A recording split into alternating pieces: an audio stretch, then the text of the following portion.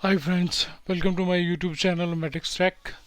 तो आज हम ये सीखने वाले हैं कि अगर आप डिक्शनरी के फॉर्म में अपनी वैल्यूज़ को एक्सएमएल फाइल में स्टोर करना चाहते हैं तो कैसे किया जा सकता है।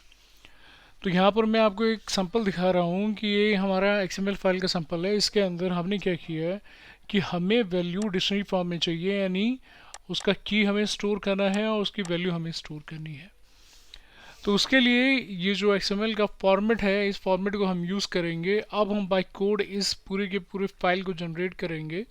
जनरेट करने के बाद इसमें हम XML के लिए वैल्यूज़ जो हैं वो स्टोर भी करेंगे और रिट्रीव भी करेंगे। तो चलिए हम देखते हैं कि किस तरीके से किया जा सकता है। पहले इसे मैं चेक करा देता हूँ आपको। मैंने स्ट्रक्चर आपको शो करा दिया है। अब इसके अंदर मैं इसे दोबारा एप्लीकेशन स्टार्ट करके जनरेट करके आपको दिखाता हूँ ये करता क्या है। उसके बाद में कोड जो इम्प्लीमेंटेशन है कोड की, वो मैं आपको समझाऊंगा। अगर आप मेरे चैनल पर नए हैं तो प्लीज़ मेरे चैनल को सब्सक्राइब कीजिए, लाइक कीजिए, शेयर कीजिए। साथ ही बेल आइकन को ज़रूर प्रेस कीजिएगा जिससे कि जितने भी ट्यूटोरियल वीडियोस मैं बनाता हूँ वो आप तक टाइम पर पहुँच सके। यहाँ पर जो आपका ये फॉर्म खुल के आया है, इसके थ्रू मैंने चीज़ों को मैनेज करने की कोशिश की है। आप सबसे पहले मैं बताता हूँ कि जब भी आप अपनी एप्लीकेशन को ओपन करेंगे तो ये क्या करेगा, एक XML फाइल जो है वो जनरेट करके दे देगा। यहाँ पर ये क्या किया, इसने एक XML फाइल जनरेट किया और उसके अंदर कुछ जो कीज थी उसको स्टोर कर लिया है। आप इसके अंदर जो की है वो हम इनम की फॉर्म में लेके चल रहे हैं। आप चाहें तो उसे जितना चाहें उतना बढ़ा सकते हैं, ये आपके ऊपर डिपेंड करेगा। लेकिन फंक्शनैलिटी बड़ा इजी है इम्प्लीमेंट करना। आप इसे इजीली वैल्यू को सेट भी कर सकते हैं और इजीली वैल्यू को रिट्रीव भी कर सकते हैं। तो ये फाइल इसने बना दी है। अब हम जब एप्लीकेशन रन करते हैं तो इसके अंदर हमने यहाँ पर इनम की लिस्ट ली हुई है। तो मैं पहले आपको कोड को एक बार समझा देता हूँ कि कोड में क्या चीज़ें कैसे इम्प्लीमेंट की है। साथ ही आपको मैं ये बताना चाहूँगा कि आप जो ये सैम्पल प्रोजेक्ट है ये डिस्क्रिप्शन के अंदर अवेलेबल रहेगा। आप डाउनलोड करने के बाद इस पूरे प्रोजेक्ट को चेक कर सकते हैं और अगर आपकी इस तरह की रिक्वायरमेंट है तो आप इसे फुलफ़िल कर सकते हैं। तो चलिए मैं आपको समझा देता हूँ। पहले हमने क्या किया है, कुछ एक डिक्शनरी हमने डिफ़ाइन किया है। डिक्शनरी के अंदर हमें जहाँ पर अपने फाइल को जनरेट करना है, जहाँ पर हमें सेव करना है, उसके लिए हमने एक इनिशियल डायरेक्टरी ले ली है और फिर हमने फुल फाइल पाथ ले लिया।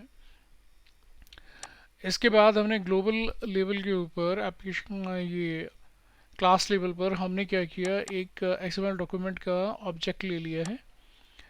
सबसे पहले ये लोड सेटिंग जो है वो स्टार्ट होगा।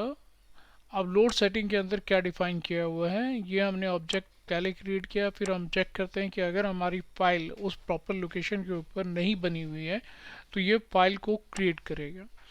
तो इसका कोड भी मैं आपको दिखा देता हूँ। इसके अंदर जो डायरेक्टरी है, अगर आपकी इनिशियल डायरेक्टरी नहीं बनी हुई है तो डायरेक्टरी क्रिएट करेगा। उसके बाद XML डॉक्यूमेंट ऑलरेडी हम क्रिएट कर चुके हैं। उसमें जो भी एलिमेंट हमें जनरेट करने के लिए चाहिए, ये क्रिएट एलिमेंट करके कीप पेयर वैल्यू सेटिंग्स नाम से वो एलिमेंट जनरेट कर देगा, जो कि यहाँ पर ये जनरेट किया हुआ है, ये रहा। अब इसके अंदर हम कीप पेयर वैल्यू सेटिंग करके एक एलिमेंट ले रहे हैं और उसी के अंदर वैल्यू को स्टोर करते जा रहे हैं।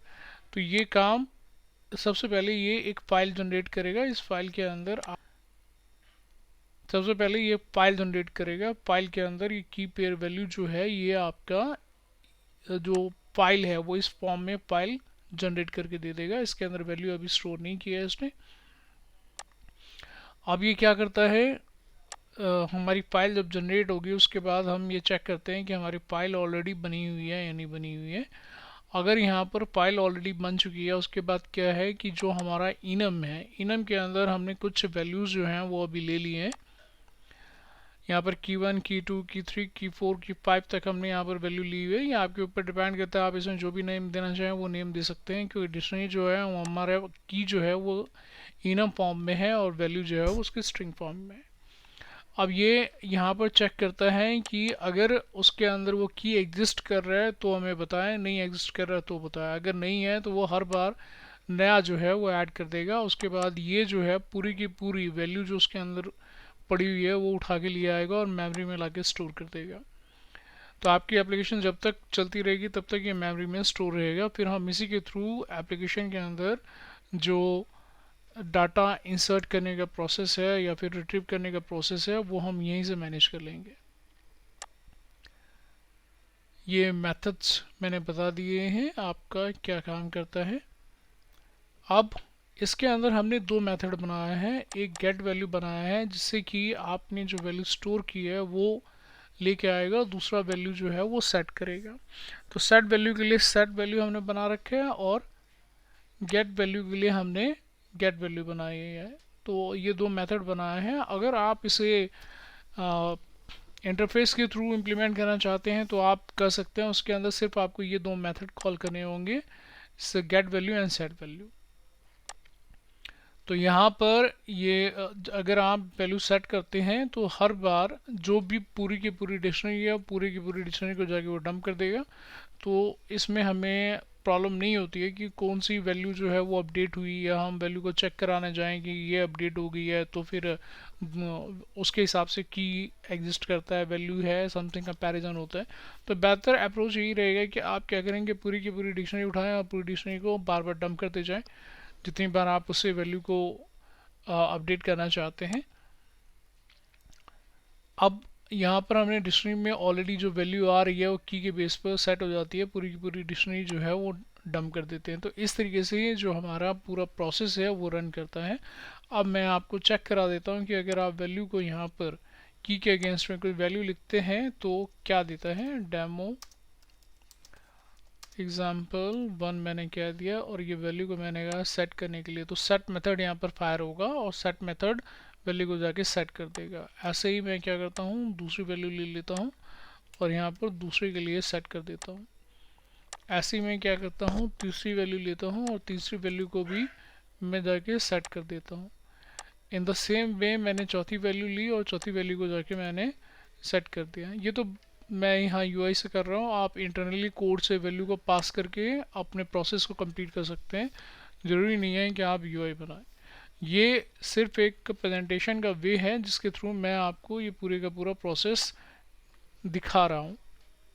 तो आप इंटरनली उस कोड को यूज़ करिए और कोड को के अंदर आप अपनी वैल्यू को सेट कर दीजिए, की पास कीजिए और वैल्यू सेट कर दीजिए।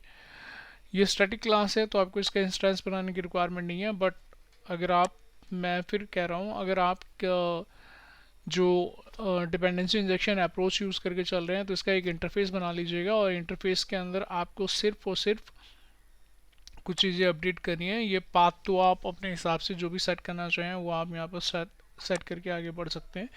दूसरा सिर्फ आपको उसके अंदर दो मेथड रखने पड़ेंगे, get value and set value. और उसको जहाँ भी आप डिपेंडेंसी इंजेक्शन के थ्रू यूज़ करना चाहें पहले आप उसे सर्विस में रजिस्टर कर दें और रजिस्टर करने के बाद आप उसे जहाँ चाहें उसे यूज़ कर सकते हैं।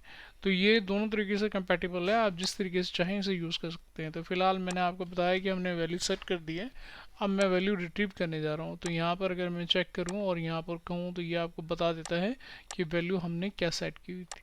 इसी तरीके से अगर हम सेकेंड गए और हमने कहा तो यहाँ पर उसने सेकेंड की वैल्यू दी, थर्ड गए तो थर्ड की वैल्यू दे दी और फोर्थ गए तो फोर्थ की वैल्यू दे दी।